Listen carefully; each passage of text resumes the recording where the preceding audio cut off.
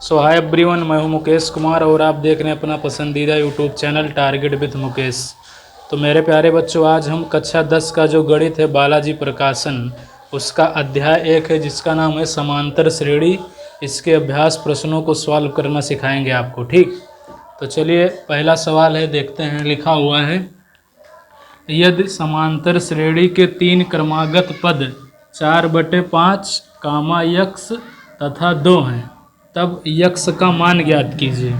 तो इस सवाल को सॉल्व करने से पहले आपको एक फार्मूला पता होना चाहिए। ठीक, जैसे मान लीजिए कि कोई समांतर श्रेणी है, ये बी सी। मान लीजिए कि किसी समांतर श्रेणी के ये 3 पद हैं जो समांतर श्रेणी का निर्माण करते हैं। ठीक है, तो यहाँ पर जो इसका बीच वाला पद होता है, यानी कि ये बी, जो बी होता है ये और सी का आधा होता है, यानी ये प्लस सी बटे 2। ये सूत्र आप समझ सकते हैं। ठीक, कि अगर मान लीजिए कि किसी समांतर श्रेणी के 3 पद हैं, ये बी सी और ये क्रम से हैं, तो इसमें जो बीच वाला पद होता है इन दोनों के योग का आधा होता है। ठीक, ये फार्मूला आप समझ सकते हैं, तो इसको आप कहीं पर याद रखिएगा। ठीक, ये सूत्र है हमारा, इसी पर सवाल आपका लगेगा। ठीक, तो मान लेते हैं कि ये आपको दिया गया है, देखिए हल, उसके बाद हम लिखते हैं दिया है। तो देखिए ये बता रहा है कि समांतर श्रेणी में 3 क्रमागत पद, एक है 4/5 और एक है यक्स और एक है 2। इसने बोल दिया है कि ये समांतर श्रेणी के 3 क्रमागत पद हैं, यानी कि ये जो है समांतर श्रेणी का निर्माण करते हैं, यानी कि ये एपी का निर्माण करते हैं। देखिए समांतर श्रेणी को शॉर्ट में एपी कहा जाता है। तो इसने बोल दिया है कि ये जो 4/5 और यक्स और 2 है, ये समांतर श्रेणी का निर्माण करता है, यानी कि ये एपी में है। ठीक, तो एपी में है तो आपको करना क्या है कि यक्स का मान बताना है, यक्स का मान। तो देखिए यहाँ पर फार्मूला आप देख सकते हैं, ये बी सी, अगर ये एपी में है तो यानी इसका जो बीच वाला पद है यानी कि बी, वो ये और सी का आधा है। तो आप यहाँ से समझ सकते हैं कि जैसे ये 4/5 लिखा हुआ है और फिर ये लिखा हुआ है यक्स और ये लिखा हुआ है 2, तो यहाँ पर इस पूरे को हम ये मान लेंगे और इस पूरे को हम बी मान लेंगे और इस पूरे को हम सी मान लेंगे। ठीक, पर आपको सूत्र लगा देना है। देखिए सूत्र क्या है, सूत्र आपको याद रखना है, b बराबर ये प्लस सी बटे 2, b बराबर ये प्लस सी बटे 2। ठीक, यहाँ पर b के स्थान पर यक्स है तो यहाँ पर हम यक्स रख देंगे, यक्स बराबर ये के स्थान पर 4/5 है तो 4/5 रख देंगे, प्लस सी के स्थान पर 2 है तो हम 2 रख देंगे बटे 2। ठीक, तो यहाँ पर हम कर देंगे 2। उसके बाद में आपको करना क्या है ना, इसको जोड़ देना है। 5 का ऐसे 2 में गुणा कर दीजिए तो 5 दूनी हो जाएगा 10, तो हो जाएगा 5 दूनी 10 बटे 5। लेकिन यहाँ से 5 आपको हटाना नहीं है, बटे में 2, इन दोनों को जोड़ दीजिए। 4 और 10 मिलकर हो जाएगा 14, तो हो जाएगा 14/5 और इसके नीचे में बच जाएगा 2। और आपको पता है कि बटा के ऊपर बटा हो ना, तो इसको हम पलट देते हैं। तो हम अपने सुविधा के लिए यहाँ पर हम 1 ले लेते हैं, तो जब हम इसको पलटेंगे ना तो ये हो जाएगा 14/5 गुणे 1/2। अब आप इसको काट सकते हैं, 2 सते 14, तो फिर देखिए 7 एकम 7 और 7/5। तो देखिए यही यक्स का मान है, तो आप लिख दीजिए यक्स बराबर 7/5।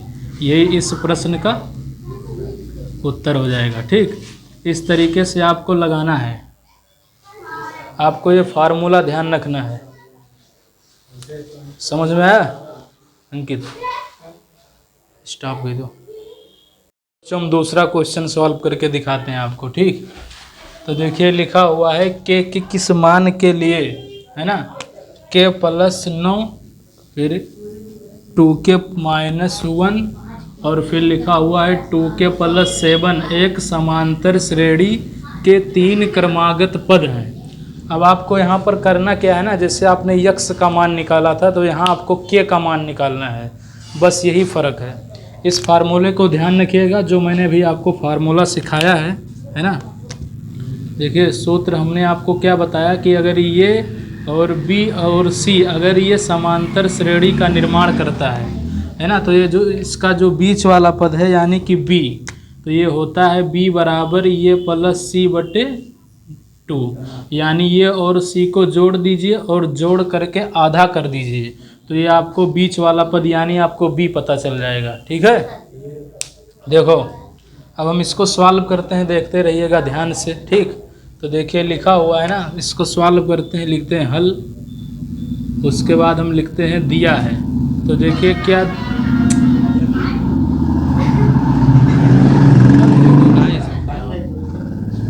देखो दिया है k प्लस 9 कामा 2k माइनस 1 कामा 2k प्लस 7, ये एक समांतर श्रेणी में है, इसने बता दिया है, यानी कि AP में है।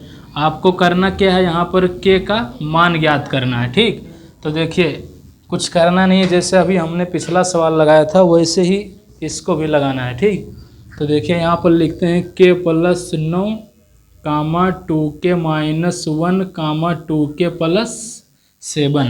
यहाँ पर हम इसका जो बीच वाला पद है ना, इसको हम b मानते हैं। देखिए इस पूरे को हम ये मान लेते हैं कि ये पूरा ये है, और इस पूरे को हम मान लेते हैं कि ये b है, और इस पूरे को मान लेते हैं यहाँ से यहाँ तक c है। ठीक, उसके बाद ये सूत्र लगाएंगे, ये सूत्र हमारा होता है b बराबर ये प्लस c बटे 2।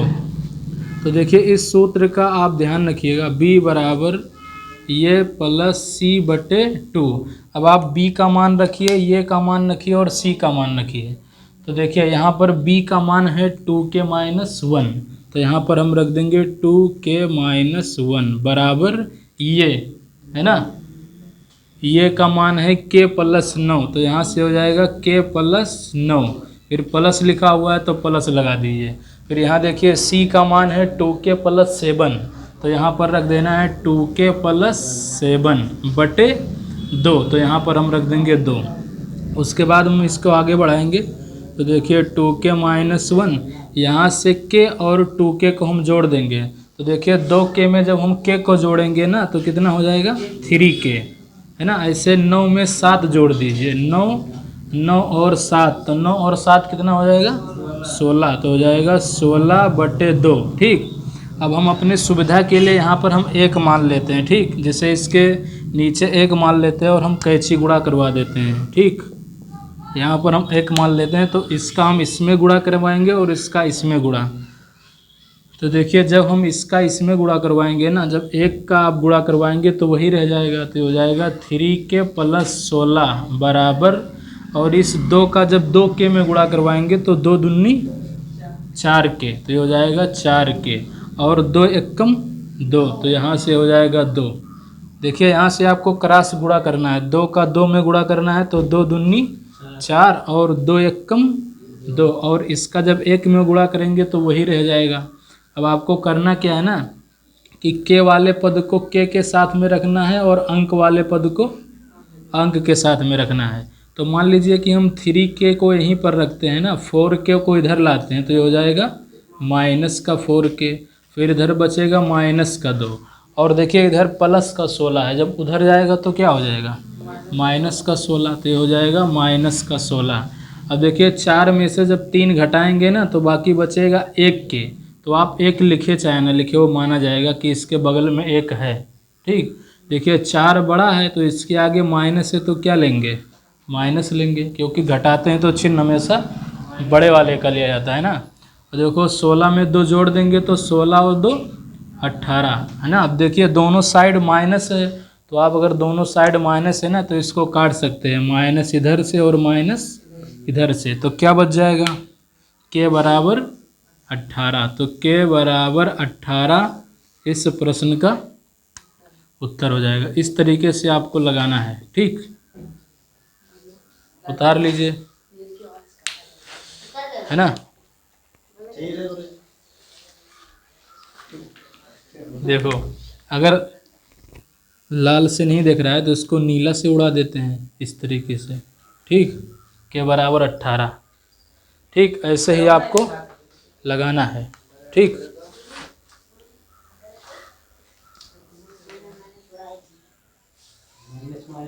तो गड़बड़वाई थी वो वीडियो रिज्यूम चालू हुई है, बैठो बैठ जाओ। चलिए मेरे भाई, हम तीसरा क्वेश्चन आपको सॉल्व करवाते हैं, ठीक। लेकिन तीसरा क्वेश्चन ऐसा नहीं है पहले और दूसरे जैसा, है ना। इसमें पूछ रहा है कि आपको ये बताना है कि सार्वधान्तर क्या है। तो पहले आपको ये पता होना चाहिए कि कोई समांतर श्रेणी है तो उसका सार्वधान्तर क्या होता है और उसको हम कैसे निकालते हैं, ठीक है। देखिए, तो जैसे मान लेते हैं ना, ये थोड़ी बेसिक बातें हैं, ये आपको ध्यान में रखनी होगी, ठीक। अगर ये बात आप ध्यान रखेंगे तो आप इस सवाल को लगा सकते हैं। तो देखिए, ये बेसिक चीज़ें क्या हैं। जैसे मान लीजिए कि कोई श्रेणी हम ले लेते हैं, है ना। जैसे मान लेते हैं एक श्रेणी है, जैसे लिख लेते हैं 2, 4, 6, 8, 10, 12, ऐसे डॉट डॉट। आप देख रहे हैं ना कि इसका जो अगला वाला पद है वो अपने पिछले वाले से 2 ज़्यादा है। यहाँ आप देख सकते हैं कि ये जो 4 है ना, 2 से कितना ज़्यादा है, 2 ज़्यादा है। यहाँ से देखिए जो 6 है ना, वो 4 से कितना ज़्यादा है, 2 ज़्यादा है। यानी कि हर एक पद में ही समान का अंतर है, इसीलिए इसको समांतर श्रेणी कहा जाता है, ठीक। तो देखिए, इसमें जो 2 होता है ना, इसको हम बोलते हैं पहला पद। ये है हमारा पहला पद को हम अंग्रेजी में ये से लिखते हैं, या आपकी इच्छा हो तो आप इसको A1 से भी लिख सकते हैं, ठीक। और ये है दूसरा पद, तो दूसरा पद को हम लिखते हैं A2 से, ये है A2। ये है तीसरा पद, तो अंग्रेजी में हम इसको लिखते हैं ये 3। ये है चौथा पद, तो इसको हम लिखते हैं ये 4, ठीक। ये संकेत है। तो ये अगर हमारा 5वां पद है तो इसको लिखेंगे ये 5। ये हमारा 6वां पद है तो इसको लिखेंगे ये 6। ऐसे अगर आपसे कह दिया जाए कि इसका 10वां पद लिखिए तो आप लिखेंगे ये 10। ये 10 का मतलब इसका 10वां पद। ये तरीका है, संकेत है, आप इसको ध्यान में रखिएगा। अब देखिए, सार्वधान्तर क्या होता है।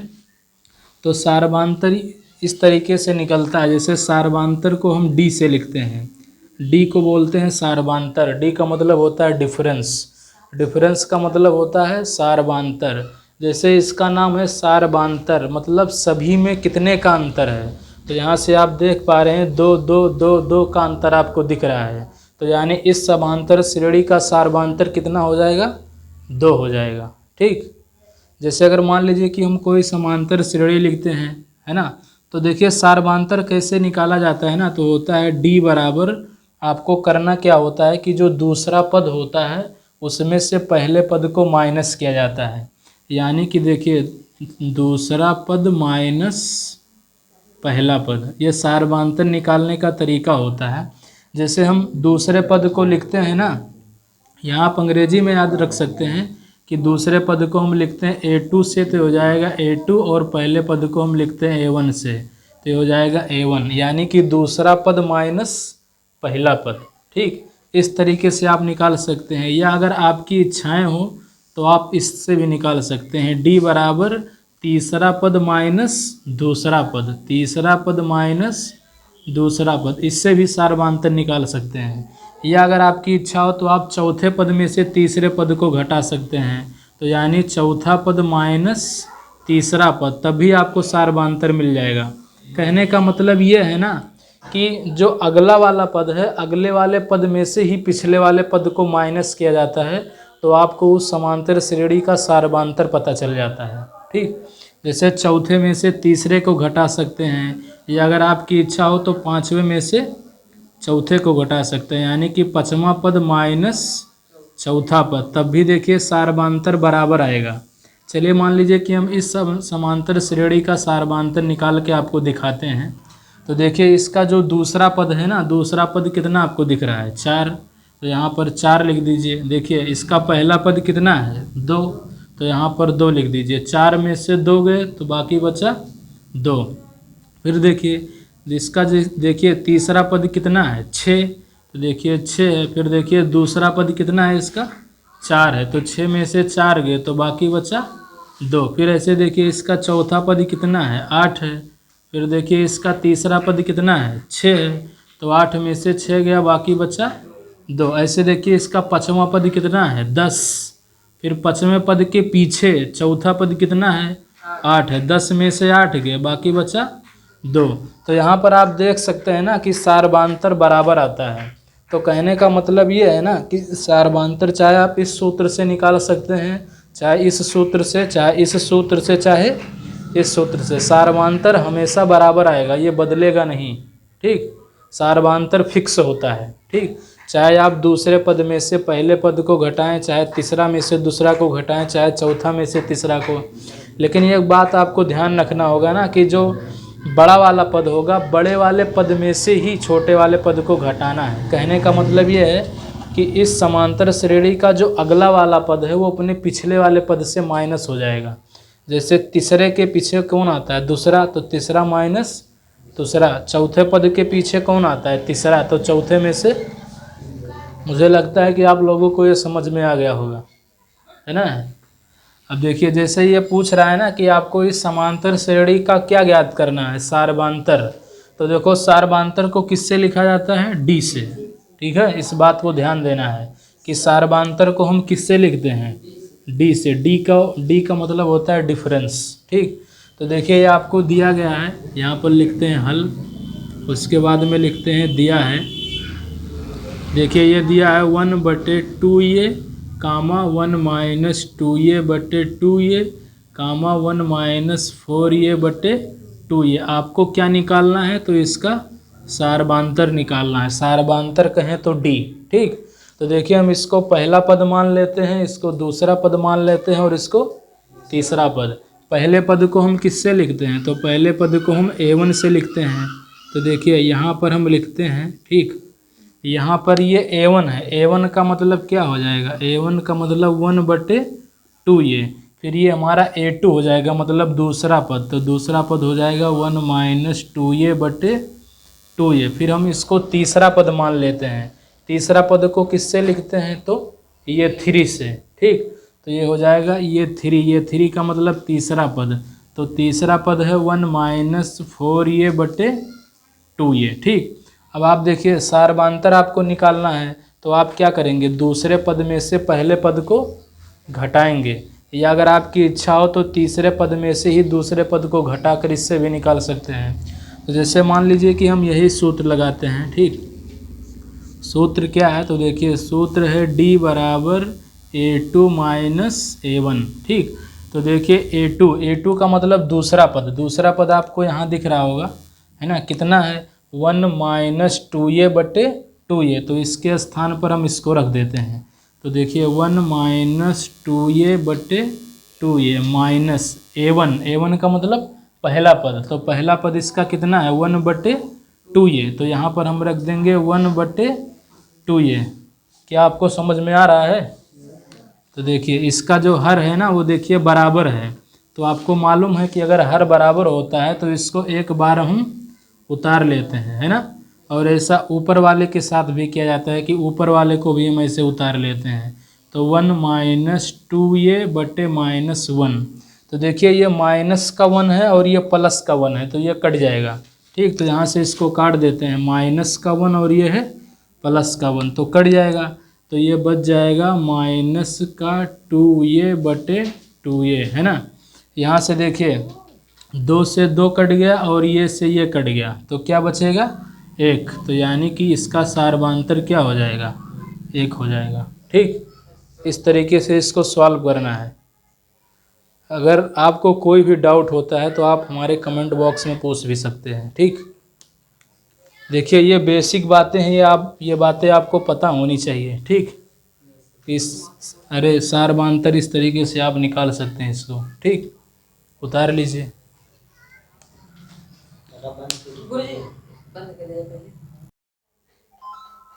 रोहिए, चलिए मेरे भाई अगला क्वेश्चन हम सॉल्व करते हैं ना। अगला क्वेश्चन सॉल्व करने से पहले ये फार्मूला आपको पता होनी चाहिए। ये फार्मूला बहुत ही इम्पोर्टेंट है। देखिए यहाँ पर लिखा हुआ है समांतर श्रेणी का n वां पद। ठीक, तो जो समांतर श्रेणी का n वां पद होता है ना, इस n वें पद को हम an से लिखते हैं। ये बात आपको पता होनी चाहिए। ठीक है ना। समांतर श्रेणी का जो n वां पद है उसको हम लिखते हैं an से। ठीक, तो देखिए समांतर श्रेणी का जो n वां पद होता है ना, इसको हम an से लिखते हैं। इस बात को आपको ध्यान में रखना होगा। ठीक, तो देखिए यहाँ पर 2 टाइप का सवाल बनता है कि आपसे पूछा जाएगा कि उस समांतर श्रेणी का शुरू से 12वां पद ज्ञात कीजिए, या शुरू से 13वां पद ज्ञात कीजिए या शुरू से 14वां पद ज्ञात कीजिए, या आपसे ये पूछा जा सकता है कि इस समांतर श्रेणी का अंत से 12वां पद ज्ञात कीजिए, 10वां पद ज्ञात कीजिए। तो यहाँ पर 2 प्रकार का सवाल बन जाता है ना। तो कभी भी अगर आपको एग्जाम में ये पूछा गया है कि उस समांतर श्रेणी का प्रारंभ से n वां पद ज्ञात कीजिए, तो उसके लिए फार्मूला आपको ध्यान में रखना होगा। इसके लिए फार्मूला होता है ना an बराबर, देखिए an बराबर ये प्लस n-1 इंटू डी। ठीक, ये फार्मूला आपको ध्यान में रखना होगा। काहे बात करो तो भैया, हाँ ये फार्मूला आपको कब लगाना है? ठीक, जब समांतर श्रेणी का आपको शुरू से n वां पद ज्ञात करना हो। यहाँ पर काफ़ी सारे बच्चे एग्जाम में कंफ्यूज भी रहते हैं। ठीक है, यहाँ पर आपको ध्यान में रखना होगा कि अगर आपसे एग्ज़ाम में पूछा गया है कि शुरू से n वां पद, तो आप ये फार्मूला लगाएंगे, ये n बराबर ये प्लस n-1 इंटू डी। यहाँ पर ये का मतलब होता है ना पहला पद, ये का मतलब होता है पहला पद। लेकिन अगर मान लीजिए, और डी का मतलब तो आपको पता ही है, डी का मतलब सार्वधातुक होता है ना। और अगर मान लीजिए कि आपसे पूछ लिया गया कि अंत से n वां पद ज्ञात कीजिए, तो देखिए अंत से जब n वां पद पूछा जाएगा तो आपको ये फार्मूला लगाना है, यल बराबर ये प्लस n-1 इंटू डी। देखिए यहाँ पर आपको सब कुछ पता है लेकिन यल नहीं पता होगा। तो देखिए यल का मतलब होता है ना लास्ट पद, लास्ट का मतलब अंतिम पद, यल को बोलते हैं मेरे भाई अंतिम पद। तो अगर कभी भी आपसे ये फार्मूला लगाया जाएगा तो आप समझ जाइएगा कि आपसे ये पूछा जा रहा है कि उस समांतर श्रेणी का अंत से n वां पद ज्ञात कीजिए। चलिए हम आपको क्वेश्चन नंबर 4 सॉल्व करवा के दिखाते हैं। देखिए क्वेश्चन नंबर 4 है ना। देखिए क्वेश्चन नंबर 4 आपसे क्या कह रहा है कि, देखिए क्वेश्चन नंबर 4 है समांतर श्रेणी 14,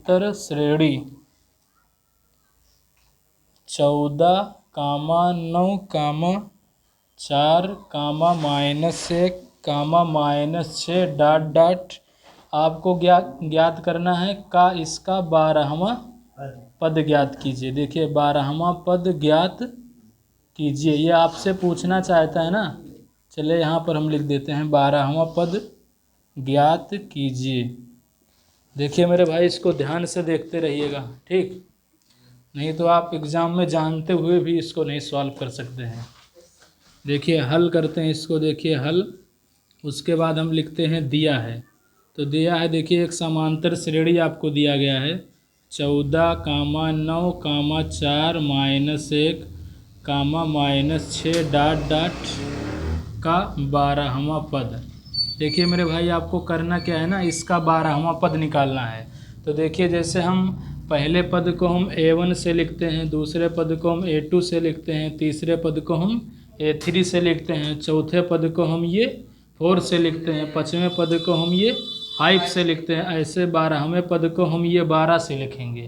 ठीक, तो यानी आपको यहाँ पर क्या बताना है, ये 12 का मतलब इस समांतर श्रेणी का आपको 12वां पद ज्ञात करना है। ठीक, लेकिन इसने बोला नहीं है कि आपको शुरू से बताना है 12वां पद, इस साइड से 12वां पद ज्ञात करना है कि इस साइड से 12वां पद। तो अगर नहीं दिया गया है तो आप समझिएगा कि आपको शुरू से पूछा जा रहा है आपसे। ठीक, इस बात को ध्यान में रखिएगा कि जैसे कभी कभी पूछ लेता है प्रारंभ से 12वां पद, जैसे यहाँ पर नहीं बताया है कि शुरू से आपको 12वां पद ज्ञात करना है कि अंतिम से आपको 12वां पद ज्ञात करना है। तो आपको इस बात को समझना होगा कि आपको शुरू से इसका 12वां पद बताना है। ठीक, तो देखिए यहाँ पर सबसे पहले हम सार्वधातुक निकालते हैं। सार्वधातुक का मतलब डी। तो यहाँ पर जो पहला पद है मेरे भाई वो 14 है। पहला पद कितना है? 14। पहला पद को हम A1 से लिखते हैं। ठीक, लिख देते हैं कि यहाँ पर जो पहला पद है वो 14 है और दूसरा पद क्या है? 9 है, यानी A2 बराबर 9। और देखिए मैंने आपको सार्वधातुक निकालने का सूत्र भी बताया है कि D बराबर क्या होता है, दूसरे पद में से पहले पद को घटाना होता है। तो यानी D बराबर A2 माइनस A1, या आपकी इच्छा हो तो आप तीसरे पद में से दूसरे पद को भी घटा सकते हैं। ठीक, तो देखिए दूसरा पद क्या दिख रहा है आपको 9, तो यहाँ पर लिख देंगे 9 माइनस पहला पद क्या दिख रहा है 14, तो ये हो जाएगा 14। 9 में से जब 14 घटाएंगे तो क्या आ जाएगा 5, लेकिन माइनस का 5 आएगा क्योंकि 14 बड़ा है। तो देखिए मेरे भाई यहाँ से हमने सार्वधातुक निकाल दिया है। सार्वधातुक कितना आया है माइनस का 5 आया है। तो यहाँ पर हम अच्छे से इसको नोट कर लेते हैं। देखिए डी बराबर कितना आ गया है माइनस का 5, क्या आपको दिख रहा है? ठीक, तो देखिए डी बराबर माइनस का 5 आ गया। अब मेरे भाई देखिए हमारे पास थोड़ा जगह की कमी है, इसलिए हम मानते हैं कि आपने ये फार्मूला उतार लिया होगा और इसको हम मिटा देते हैं। ठीक,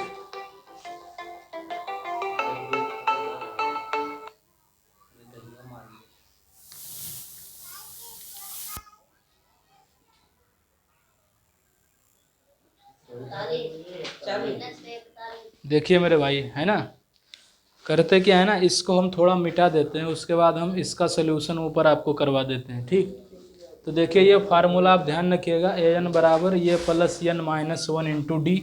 यहाँ से हम इसको मिटाते हैं। ठीक,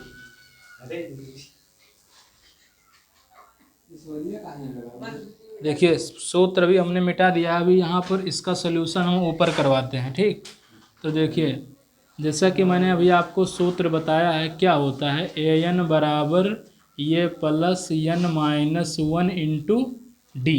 ठीक, सूत्र आपको दिख रहा है ना। देखिए आपको कौन सा पद ज्ञात करना है 12वां, तो इस सूत्र में आपको एन की जगह पर 12 लेना है। अगर आपसे एग्जाम में पूछ लिया कि 13वां पद ज्ञात कीजिए, तो आपको यहाँ पर एन की जगह पर 13 रखना है। अगर 14वां पद निकालना होगा तो एन बराबर 14 लेना है, लेकिन फिलहाल यहाँ पर आपको 12वां पद निकालना है, तो एन बराबर हम 12 रखेंगे। ठीक, तो लिखेंगे एन बराबर 12 लेने पर। ठीक, तो यहाँ पर हो जाएगा ये 12 बराबर, देखिए इसका जो पहला पद है ना, पहला पद 14 है, तो आप इसको A1 ना बोल के ए भी बोल सकते हैं। ठीक, तो ये बराबर हो जाएगा 14 प्लस जहाँ जहाँ आपको एन दिख रहा है ना, वहाँ वहाँ आपको 12 रखना है। तो देखिए 12 माइनस 1 गुणे डी, तो डी हमने निकाल लिया था, कितना आया था माइनस का 5, तो यहाँ पर रख दीजिए माइनस का 5 बराबर 14। 12 में से 1 घटा दीजिए, बाकी बचा 11, तो हो जाएगा 14। और देखिए 11 पचे 55 है ना, और वो भी माइनस का 55, तो माइनस और प्लस टकरा जाएगा तो क्या हो जाएगा माइनस का 55 है ना, और 55 में से 44 घटा लीजिए तो बाकी बचा 14, सॉरी है ना, 14 घटाइए तो देखिए 5 में से 4 गया 1, और फिर है ना कितना बच जाएगा 41, और वो भी माइनस का 41, क्योंकि है ना 55 बड़ा है। चलिए मेरे भाई, बाय बाय।